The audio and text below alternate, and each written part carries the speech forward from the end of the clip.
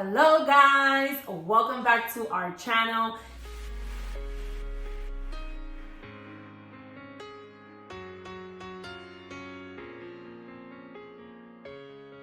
This specific video can be a little bit sensitive, so we just wanted to start by saying that everybody's situation is completely different. We are choosing to do what we are doing because it works better for our family, and the situation might be different for you depending on where you live, your financial situation, if you're a stay-at-home mom or not, your family or dynamic. simply because it's just something you think would be better for your children. So again, this is something that is working for us, and these are the reasons why we're choosing for our daughter Gray to do fully remote. And we just wanted to kind of break it down for you guys and explain to you the reasons why we chose fully remote versus blended learning or hybrid. What is it? Yeah, the hybrid model. Yeah. So we just felt like we needed to put that little disclaimer out there because it is going to be very different for every child and for every family. Everyone's needs are different, so we have to make sure that we acknowledge that, and we do have to acknowledge the fact that we are privileged in that we get to choose to do remote learning for Gray from home.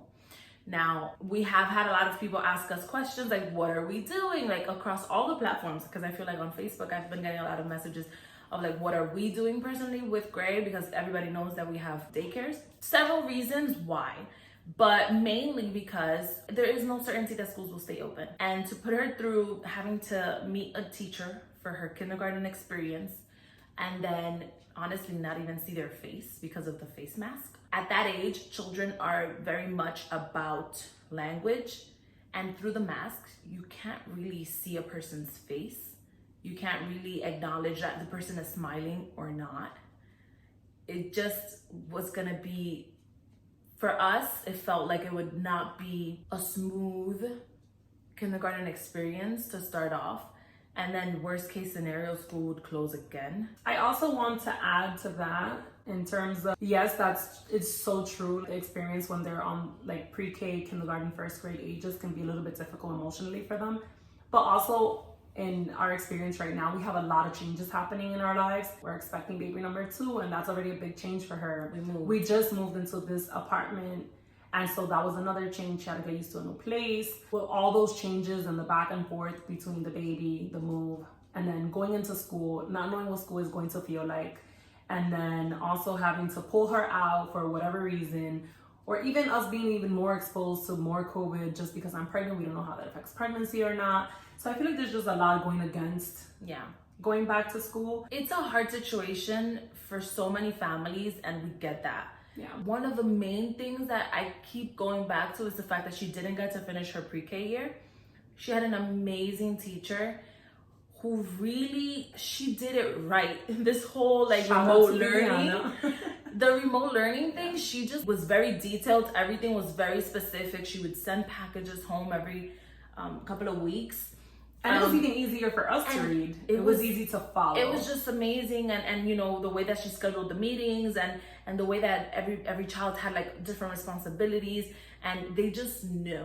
For me, if we can assist teachers in basically perfecting remote learning at this point, because we know that it's very likely going to happen at some point again. Yeah. And if they can just master remote learning, we would be able to be more prepared for future occurrences of whatever. It doesn't even have to be COVID, guys. At this point, anything can happen.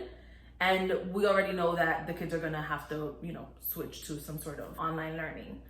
For sure. And I also think that there's other children and other situations where we feel that we don't kind of fall into that tree, in terms of there's kids with special needs, there's children that rely on school lunches, there's children that have all these situations, or parents that truly have to be at work and can't be home with their kids because they're having financial issues.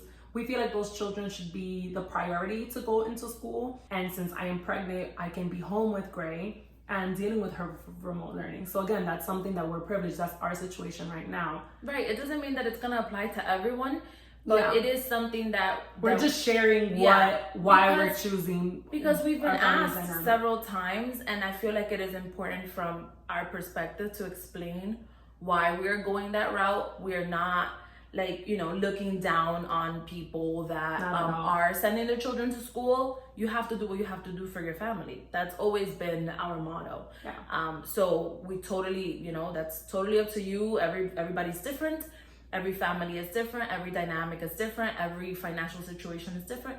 So we totally understand that. But for us, we just feel like it is going to be better and I guess just easier for Gray's transition, for our pregnancy.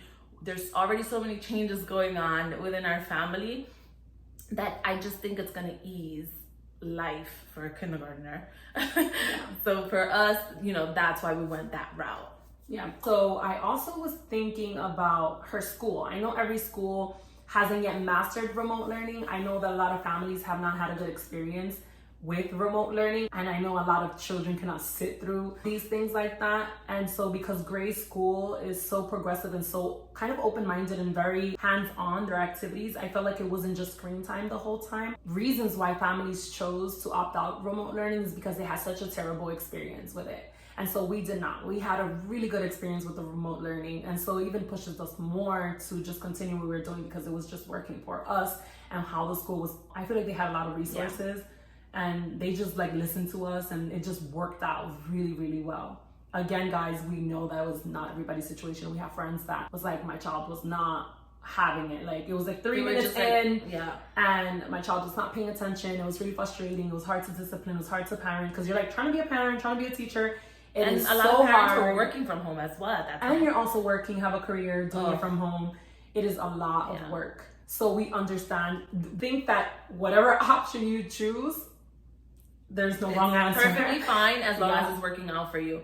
I know that there's one thing that like older parents were struggling with because of the language barrier when their child is doing homework in English and the family doesn't know how to speak English or how to read instructions or help their child. That's a whole nother situation where that child ends up falling behind because they just don't have the resources. So for us, I feel like that should be the focus for children that truly need to be in the school classroom setting, to be able to have that accessible to them. So we wanted to give more of those kids an opportunity in grade school versus us going in and more teachers having to be in the building. So we just kind of opt out of it just to help our school get those kids that truly need it and families that actually needed it. So yeah, that is basically that's actually just our little take on this whole pandemic and going back to school. It's not gonna be an easy situation for anyone.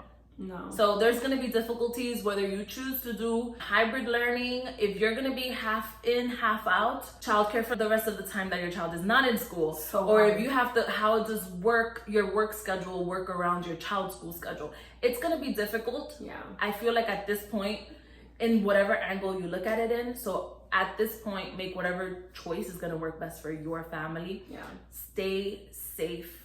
Wear your mask. Just stay safe. Even though try to practice social distancing, keep your hands clean, wash your hands, cleanliness, hygiene, I don't know, disinfect. Just try to be aware of those things because that's the only way that we're gonna kind of just get over this. Hopefully. Hopefully. Well, yeah, guys, thanks so much for watching. This is what we chose for our family. This is what's going to work for our situation. Your situation may be different, which is also okay. We just hope everybody that's watching stays safe. And yeah, thanks for watching. Bye. Bye.